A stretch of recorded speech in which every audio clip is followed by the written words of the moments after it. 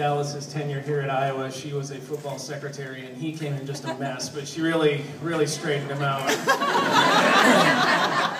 Much like she did me. So.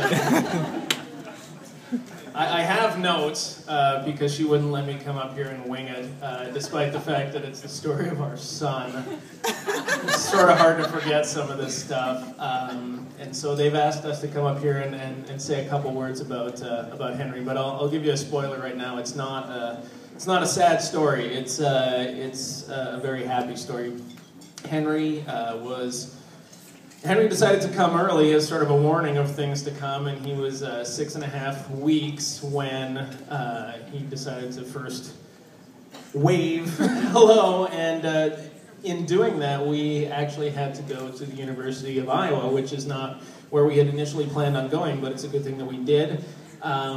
When he was in the hospital, a nurse, who must have the hearing of some sort of wolf, heard a slight murmur that had not been detected by anybody. And that's really a testimony to the even the nurses at a hospital like the University of Iowa. So I had already gone back to work. This was maybe 3 or 4 days, and Henry was in the NICU. And I get a call from work, and Kelly says that there's a team of cardiologists that want to talk to me. And that's not a good call. So I come back, and we meet with them, and they say, you know, this nurse heard this little murmur, and so they took a look at it, and in the pictures they couldn't see his right pulmonary artery, which connects the heart to the lungs. Now, unfortunately, I know at this point way more about the heart than a person in my profession ever should, and you know, it's nice of them to be able to talk you through these things for a person that's not a doctor and make you feel comfortable through it, but ultimately, he just didn't have a connection there, and so his lung was fine and his heart was fine, which really explains just how rare this was. Most of the time when you don't have that connection, you're not around long enough to tell a story about it because it just doesn't happen. You'll end up with a whole host of other problems. Henry was extremely rare. Had a fine heart, had a fine lung, 2 lungs actually, and just no connection there. And so nobody really knew what to do about it because it maybe happens like 5 times in the US a year, maybe. And most of those kids don't make it, and so there was a lot of talk. Should we do nothing? Should we do something? And eventually it was decided that we were going to do something, but we couldn't do something right away because he was 4.5 pounds, and I've been told that a 4.5 pound baby has arteries like the consistency of Jell-O or some sort of wet tissue paper. So we had to wait for him to be 10 pounds, and we brought him home, and he wasn't growing, and so we put him on the oxygen machine to bring home. So he had this nasal cannula, and he was the happiest kid with a nasal cannula you've ever seen, and I hated that machine. It was the worst thing ever. I swear it must have been 400 pounds, and we would drag it up the stairs every night to go to bed and drag it down and lock it in a bathroom because it was so loud.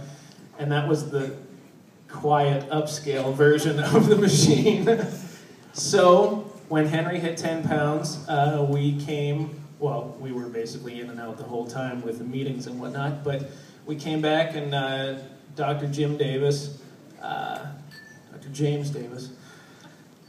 he was the surgeon that was going to be doing this. The cardiologists, who are extremely good at what they do, are not surgeons, and so they were assessing the situation.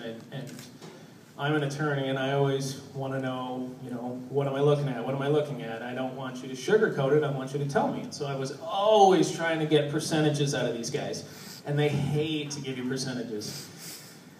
Anybody, I'm sure all the doctors around here are like, I wouldn't have given them a percentage on this.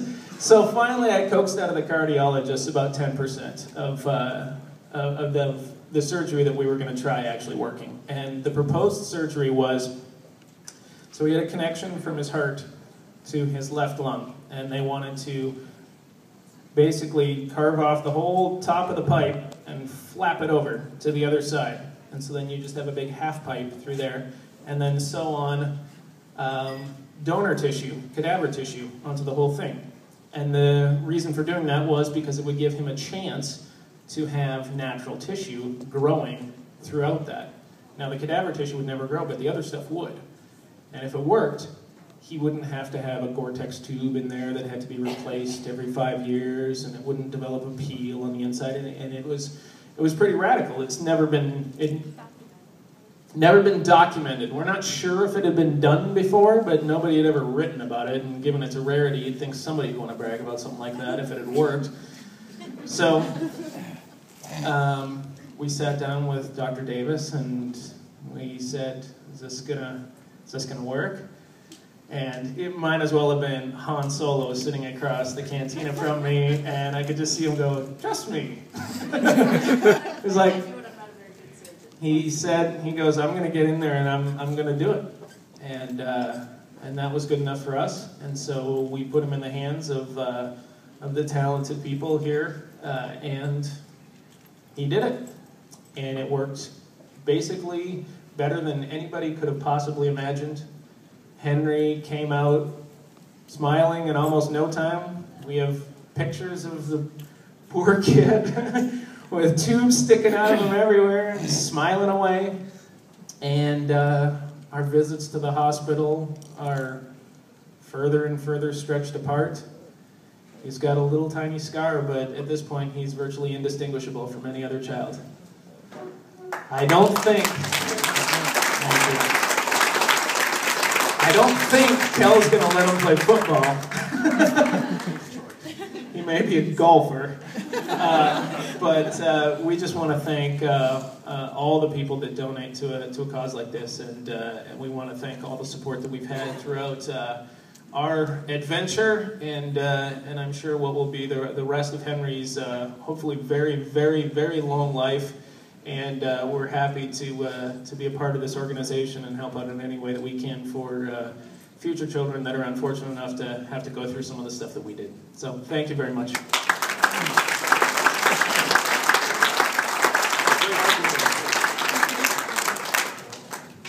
He's arguing his case very good tonight, isn't he?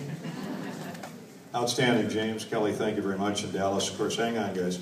At this time, ladies and gentlemen, I want to call up a familiar face to this event, Ken Cates from University of Iowa Hospitals, and Ron Reed from Mercy in Iowa City. Come on up, guys. We've got some special presentations to make. Who do I give the microphone to? You, Ken? You want to explain what you're doing here? What you guys are doing? We're going to present these awards, these Hawkeye Heart Hero Awards. So to Dallas Clark, and then to Henry McDonald. Thank you. Mom and Dad will accept on behalf of Henry. Thanks, Ron. Thanks, Ken. A couple photo ops.